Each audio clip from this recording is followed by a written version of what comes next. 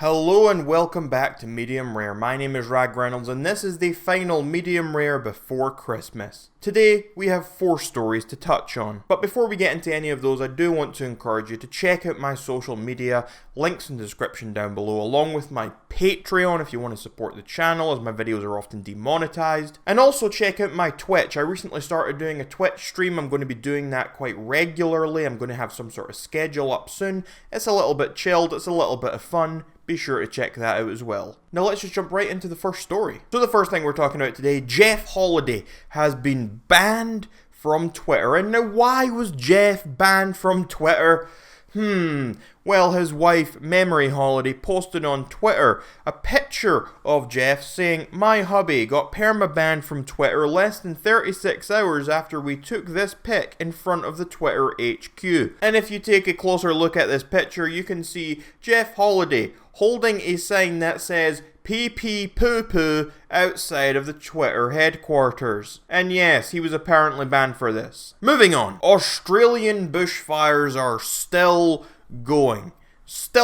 If you're not aware, we've spoken about this a little bit before in the channel. We've spoken about how recently there have been a huge widespread issue with bushfires in Australia as of late. Certain parts of the country are experiencing record high heats, and the dryness in the country is really helping these bushfires to keep spreading. Hundreds of homes have been destroyed, many people have been killed, including firefighters. And in the midst of all this, for whatever reason, Prime Minister Scott Morrison decided to take a family holiday, a family vacation to Hawaii. Yeah, that's right. His country is up in flames. The country is burning. A national epidemic. And what does he think to do?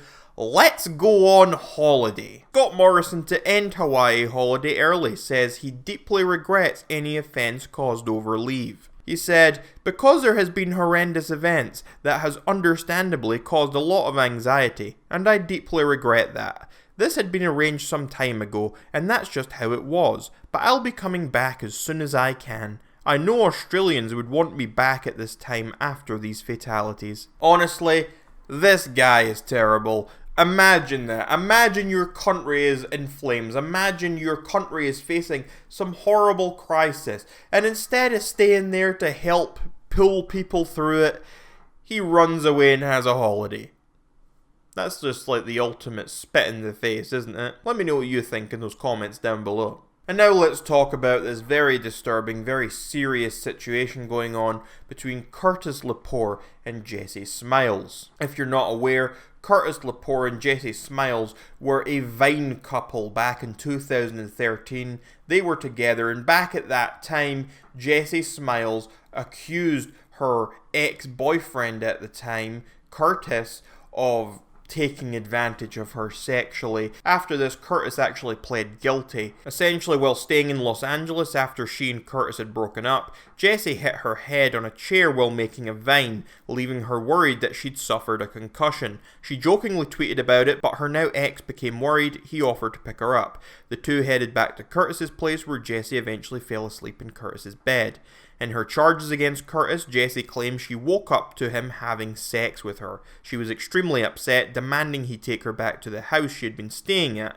After calling both a friend and her mother, who urged her to report the assault, Jessi compiled and filed the police report. Gertys was arrested on September 18th, 2013.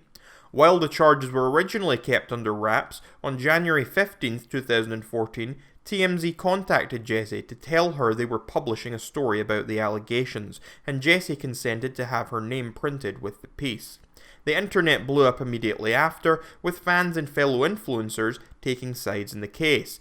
Jessi tweeted, "Gertys pleaded guilty to a felony assault today in court. It is no longer going to trial. I am okay with this and thankful for it to be over." And this was tweeted on February 21st, 2014. So this was 6 years ago, so maybe you're wondering, why are we talking about it now? Well, the reason we're talking about it now is because after all this time of Gertys being silent, after him confessing, going with a plea deal, pleading guilty, after all of that, he finally has come out with a statement trying to essentially clear his name somewhat.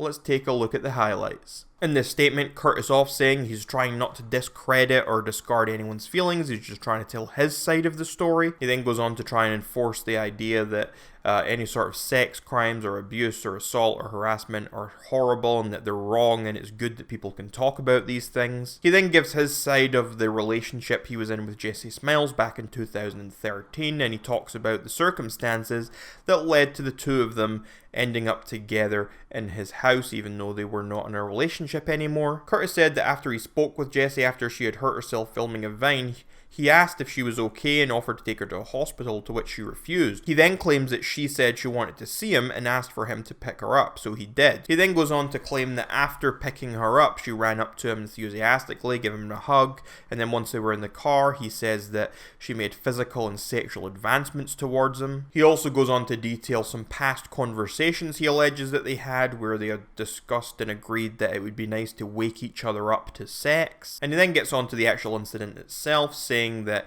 he started having sex with her, and immediately when he did, she jumped up awake because she was sleeping before it. He says she ran to the bathroom and said that he had R'd her. He says he immediately felt confused and mortified. He says he would never have done anything to intentionally harm her. Gertys then goes on to say a lot of things about how he learned that night that regardless of sexual history, relationship status, physical sexual advancements, or anything else, unless verbal consent is given to any sexual act, then no sexual act should take place. Following this, Gertys goes on to say that he was pressured on a phone call into confessing that he did something wrong, and he then goes on to give some reasons and excuses as to why he pled guilty and took a plea deal, when in reality he believes that he was innocent. Now, when I read this statement, to me, the number one thing I think is, why is it taking so long? I mean, he does touch on that a little bit in his statement, but to me, the fact that he has gone basically 6 years without making any of this public, he's gone 6 whole years. That's a long time to then suddenly drag all this back out. This is a guy who literally confessed. This is a guy who pled guilty. He took a plea deal. And now he's dragging this back out 6 years later. What does this accomplish? I don't understand. What is he trying to accomplish here? There's no way he's going to clear his name and make anyone feel good about him. The people who were on his side are going to stay on his side, and the people who don't believe him in the first place and were against him are obviously going to stay that way as well. It's been so long, no one's changing their mind on this. Anyway, Jessi did release a statement in response to this. Gertys Lepore, the man who R'd me, put out a statement nearly 6 years later about the night it happened. This is my response. I know it's super long and I'm sorry, but I had a lot to say. And now here are some of the highlights of her very strongly worded statement. He says that if he had just spoken his truth without lying about that night, there would be no response for her to make. She says she's not here to tell him he can't speak, but what she's not going to do is sit back and allow him to speak the lies he's convinced himself of and belittle her again, just like he did when everything became public. Jessi goes on to say that it was bizarre that he decided he had to try and prove his innocence. She also says that there are actual witnesses to back her side up. She says she's a person who's never changed her story, and she expresses her disdain with the fact that he has put her in a position where she has to now respond to this again. Jessi goes on to give the full details of their relationship, saying about how they dated for about a month. She says he didn't take the breakup well and pleaded with her not to go. She says she was so scared after breaking up with him that she actually sent her manager to his house to pick up the things she had left there. Jessi then says that there were things in his statement that were lies. She says that they did not speak daily, despite him claiming that they did speak daily after breaking up. She then says that the only reason they became friends again after breaking up wasn't because she wanted to be friends with him, but it was because he had called her mother. And apparently he told her mother how much he missed her and would cry to her and all this ridiculous stuff. So just to get him off her back, she says that they became friends again. She then goes on to describe her side of the alleged incident that took place. She says one day she hit her head doing the Vine and she felt dizzy. She tweeted about it. Gertys and her were broken up at the time, but he saw tweets and became concerned. She says she was alone in LA at the time, so Gertys texted and offered to come get her from her friend's house.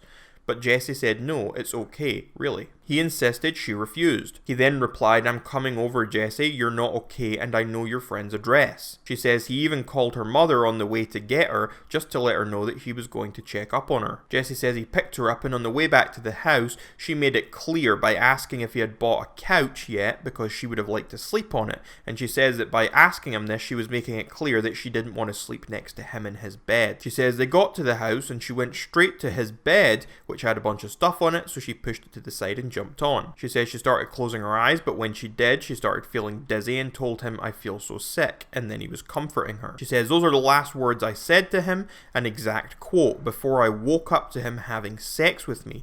Unprotected, unprovoked, full-on sex with a person who he was supposed to be looking out for. A person who was asleep and sick. A person who didn't have the chance to say no. Jessi then says that she has never in her life told Gertys that he wanted him to wake her up during sex. She goes on to detail that the only sort of conversation that was even ever related to that they had was when she was sharing some experiences she had with an ex of hers. She then makes a point of saying that she did not pressure Gertys on the phone call with the police, and she goes on to ask the question, what innocent man on one single 10-minute phone call can be pressured into saying that they AR'd someone? She also says that she didn't actually agree to the plea deal. She had no control over it, since it was the state of California against him, not her against him. She ends the statement by saying she's disgusted at how Gertys justifies all of this in his head, and she's disgusted that she doesn't see that night for what it was. She says she is disgusted that she has to relive this publicly again. She says she's so effing disgusted and so effing tired. Now obviously I didn't read all of those statements out. You can check out both Gertys' statement and Jessi's full statements on their Twitter accounts respectively. But overall I come away certainly believing Jessi more here. I definitely believe her, and I think the silence on Gertys' part all these years certainly hasn't helped his believability. I mean, this is a guy, it's not even about his believability. This guy literally confessed. He pled guilty. He was charged for this. So in my head, it's not even about believability here. It's just he's trying to save face now. He's bringing all this up years later when it really isn't something that should be brought up anymore. The time for that conversation has passed. I don't see what this accomplishes at all. But yeah, I certainly feel for Jessi at this point, especially after everything she thinks has already been put to bed. She's dealt with this already. She's moving on with her life. And now it's brought up again. Anyway, let me know what you think about all this in those comments down below. And the final thing we're talking about today is Logan Paul. Logan Paul was trending on Twitter. And you know why it was trending on Twitter? You would never guess. It would never be what you would expect Logan Paul to be trending for. What Logan Paul was trending for was a certain video that was out there that was alleged to have been of him doing something not so Christian. There was a video out there of a Logan Paul lookalike using his mouth on another man's private areas. Now, I do want to make it clear, this wasn't actually Logan Paul, it was just a lookalike.